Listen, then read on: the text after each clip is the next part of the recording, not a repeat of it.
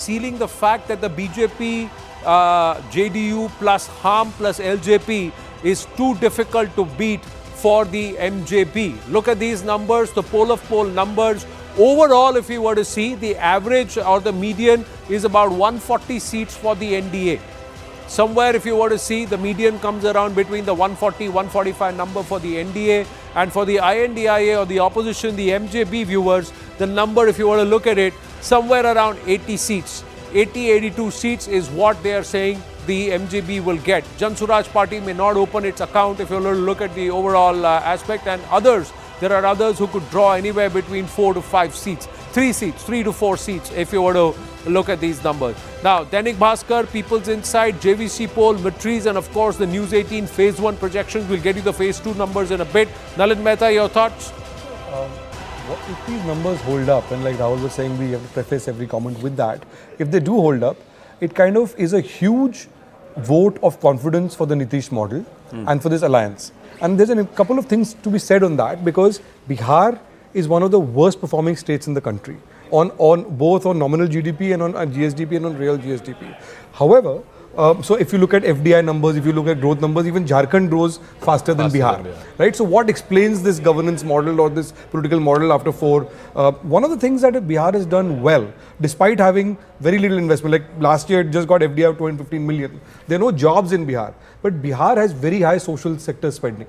Bihar spends about half of its revenue receipts on social spending, and that model has been at the heart of the Nitish Kumar model from the beginning, so starting with funding for women and so on and so forth. Yeah. So while the state is unable to enable the conditions for capital investment, for private sector and jobs and all of that, which is why you have the migrant factor which is so big in Bihar. Yeah. For those that remain, the state is providing a safety net which is better than before, and that has got something to do with the other. Otherwise, you would have a massive change. So it's an interesting model, I think. And now with the freebies that have been promised by both sides, the numbers just don't stack up. If the cost of about 60,000 crores, if the Mahagadban's promises are to be fulfilled, and about 36,000 crores of the NDA's promises are to be fulfilled. No, but so I asked this on the first day of polling as well, Rahul. I mean, isn't this at some level a failure of the political opposition there, that they're not able to make this the number one issue, that there's a lack of jobs, there's a lack of employment opportunities, that young people have to leave, and a lot of young people are talking about that. I mean, why do we have to get out of the state? I mean, 1 in 4 voters are youth voters in the state, and I've already brought out through the statistics that were collected on the back of a caste survey, if you remember, the economic survey that was conducted in Bihar, that a large number of them are earning less than 6,000 rupees. It's a hugely remittance economy. Everyone is sort of out of the state. There are no jobs to be had, hardly any industry. But the fact of the matter is, if you've got one leader who is a challenger talking about SIR and another one talking about bread and butter issues, and both of them are not being able to marry what they believe should be the common narrative, you've got a problem. Fundamentally, a day before polling, you have Rahul Gandhi talking about Haryana and vote chori in Haryana. Look at the message that is going out. Look at PK, for instance, and someone mentioned that they didn't even have a manifesto out. So fundamentally, you have a problem where I think the voter is saying that, look, better the devil we know. No, we're better off with one lot. In elections, let's stick with them. We don't quite know what we're going to face on the other side. I mean, that's my only. But Rahul, we know in elections, we know in the applied side of politics, in elections, it is not manifesto, but it's money that matters. And for the first time in Bihar, money has come in a. Let me complete. Bihar, money has come in a big way, both informal way or in a formal way also. 10,000 rupees going to women. Of course, it is also perhaps would if these numbers hold true, would be a game changer. It's a different thing. I can always comment that it took 20 years for people to realize that the women deserve 10,000 rupees, or women deserve or the economy deserves that makhana and makai they were talking about. What was Nitish Kumar doing for 20 years? But that's also a question to the opposition. Okay. No, I mean if nothing has happened, why are they not able to pin it on him? I think Tejasvi, who's the face of the opposition in Bihar, made constantly from the day one kept making that Berozgari, unemployment as a major issue. You can mock Rahul Gandhi and go on, but Rahul Gandhi was making a very different point. That there was a period of time when Mr. Tejasvi Yadav, not so long ago, was in power. No, it's like I mean, why didn't he in 20 days create this massive... I have an important question to ask.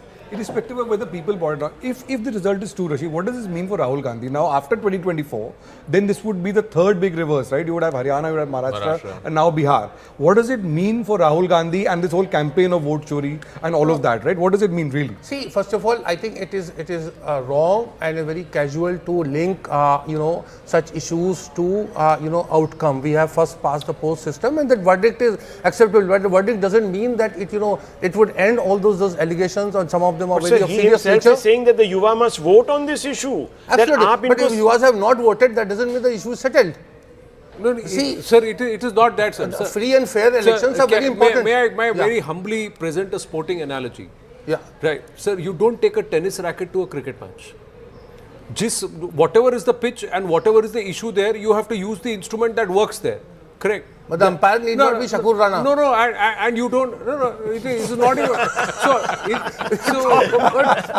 What's the point? No, what's the point? What's the point? What's the point? He just took a cricket bat to a tennis match. I remember Tribune had a headline that Javed Mirdad given LBW in Pakistan. No, but how does it matter who the umpire is when you yourself have taken a tennis racket to a cricket match? So that's simple. That's the point. There's a serious question here, not just about Rahul, but also about Tejasvi.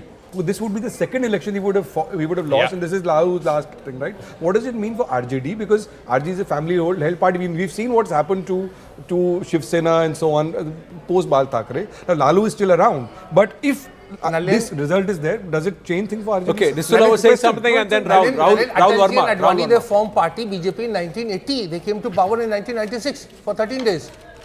So these political parties, you see, you need to have a plan.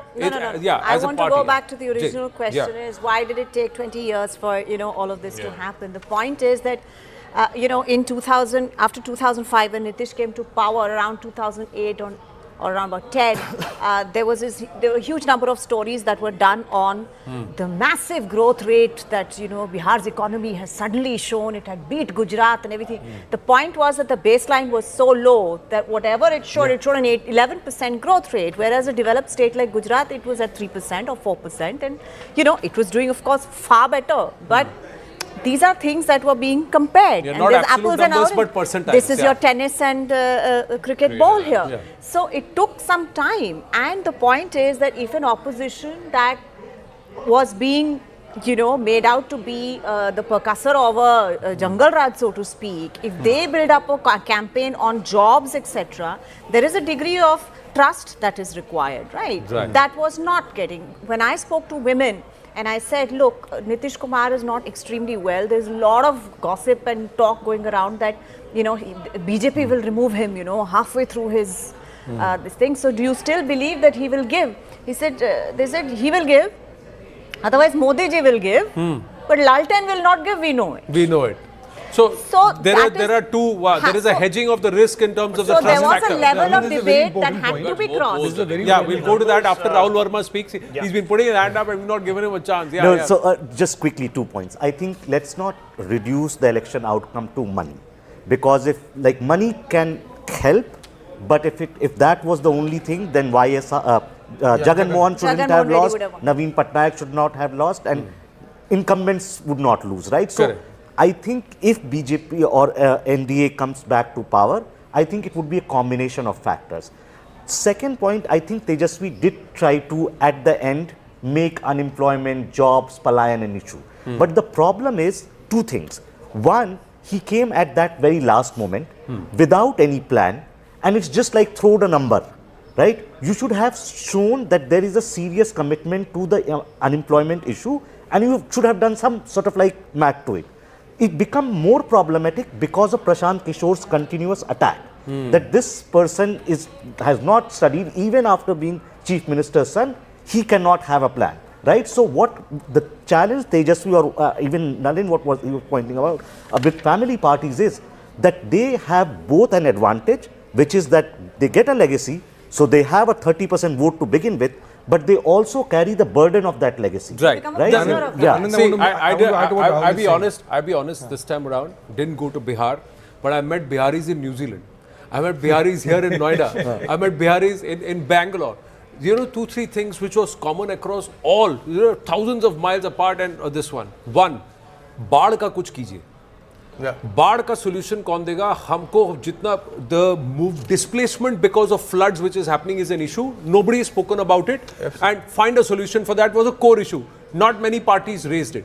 Second thing they said, कुछ लोग 20 साल से एक जगह से उनका घर का constituency है, पर घर से गंगा पार जो है, they could not build a puliya. This puliya has been built by Nitish and Modi. Then Patna में airport, Purnia में airport, हमने जिंदगी में did not even dream that this is going to happen. So if they can do this, and the last one, 10,000 रुपया दिया है, so this came from the ground also, that अगर पैसा दिया है तो उसका हिसाब जो कहते हैं ना नून का हिसाब, जो नमक का हिसाब, that will have to be. That came from Arunima was also talking about that. Even on ground, there were people who said the same thing. But this came from a collective Bihari sentiment. That was the other. Sandeep Sandeep Shastri ji, yes sir.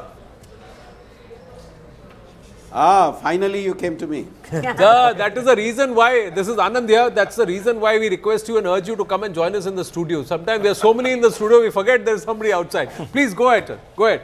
Your thoughts on these numbers so far?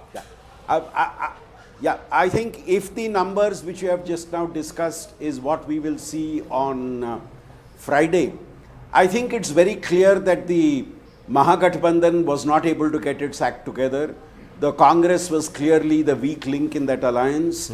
There was no meeting of minds, no similarity of voice in the campaign. And on the other hand, NDA had a very, very well developed campaign. No chief minister candidate officially announced. The BJP led with the prime ministerial phase. The JDU led with its leader. And I think it worked for both the parties. The JDU supporters saw their leader in their campaign. The BJP went ahead with its campaign with the Prime Minister's face. The LJP was not a negative link for the JDU this time. And I think this, if these numbers hold, works good for the NDA. And I think it's very clear that the trust quotient, be it of the youth, be it of the women, the trust quotient is significantly higher for the NDA. But of course, we must take that insurance policy, assuming that this turns out to be right on Friday. As per the exit poll so far, BJP Bihar mein kaaba, NDA ki sarkar ba. That's what it looks like. Yes, Nalin. Three numbers here to put context to these results if they hold. The per capita income of Bihar is 33,966 rupees based on the last data we have. Right. Compare that with UP. Right. UP is 51,898 right. and Jharkhand is almost double at 64,347. Right. So, in a state which is so poor even compared to UP or Jharkhand or Madhya Pradesh, the other Bimaru states, Bihar is a laggard in the Bimaru states. If you have a result like this, if these numbers hold, it can only be explained by the politics of Vishwas. While the economy may not have significantly changed, something has happened there where Nitish Kumar remains the one person that people trust, which is what Nitya was saying. Right, and they got this time around. The BJP did not make any mistakes about putting. In fact, they course corrected. The first set of posters that were put at the BJP headquarters, election war room, and that region in that 5-star hotel did not have too many Nitish's pictures. Ab ki baar NDA Sarkar was written, but Nitish was not there. Then they changed those posters. Yes, Rahul. One small point that I just wanted to add to what Nalin was saying, and perhaps you might have a take on it. I just feel that fundamentally you might want to sort of look at once again the way the maths has taken shape in the alliances. And I think we don't have vote share data, which would have been very instrumental in looking but I really. think he'll release the vote share Okay, after that he would gives be both wonderful. the phases. Because this is Abhi right now projections based on phase one. We're jumping to conclusions about conversions. We don't know how close these fights are on the ground level. So I think if we can get some of that vote share data, if it's 1% here and 1% there, then things are not as, rock solid. Last time it was just 2%. Yeah, right? It was less than 2%. Less than 2%. 1%. And I think in last time my memory serves me 0.7 right, or the 0.7. MGB won phase one in terms of vote Yes, share, 78 4% gap, which were won and by 2 and margin 3 of is when less they than pulled up. 5%. Less than Magadh area, Few seats here and there. MGB swept. Yeah. They would have changed the entire election. There are a number of swing seats. Yeah, and this time around there were no comments around caste, around reservation. There were no comments that came from the Sangh or anything that could be blown out of proportion. They were very, very careful. Viewers, we're going to just quickly take a look at all the numbers. The poll of polls is flashing on the screen. Can we go full screen, because there are a lot of pollsters who have come on it. Big numbers that are coming in. Let's try and look at it. Here are the numbers. Let's try and look at these numbers as we walk closely and look at them.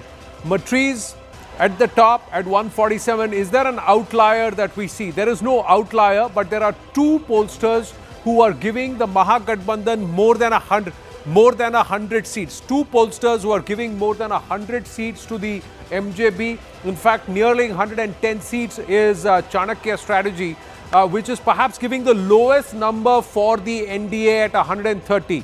Most of the pollsters are giving more than 135 seats, nearly about 140 seats to the NDA overall in this. So 140 seats means a better performance than the last time around. 140 seats is a better performance than the last time around for the NDA. Jan Suraj hasn't been able to make too much of an impact, except for PMark, which is giving it nearly up to 4 seats at the top end, and People's Pulse, which is about 5 seats. The rest aren't. The others, there could be a huge amount of dent there, and there may be those. Dainik Bhaskar surprisingly giving the outer number or the higher number of 10 to the others there. That's quite surprising. There is People's Pulse, which is also saying 8. Who are these people who are to wait and watch? Matriz is also saying 2 to 8 seats to others. So that's interesting. What's the highest number? The highest number that's been given is 167 by Matriz, right at the top there for the NDA, and the highest number for the INDIA alliance or the MGB is Chanakya Strat at 108 seats. That's the variance that we are getting, but somewhere 140 seats for the NDA overall.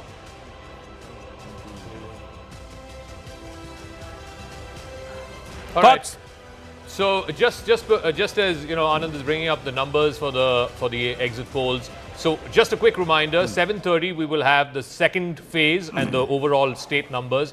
As of now, we've declared for the first phase, which was 121 seats. It seems like the NDA has definitively the edge there. But I want to go across to just 1 second, Rashid. We'll come back in just a couple of minutes. If we have our colleague Shivani, who is joining us live from outside the Red Fort, where the blast happened yesterday, in which 8 people have died. Shivani, take it away. What's the latest? What are police sources telling you? What are the investigators telling you?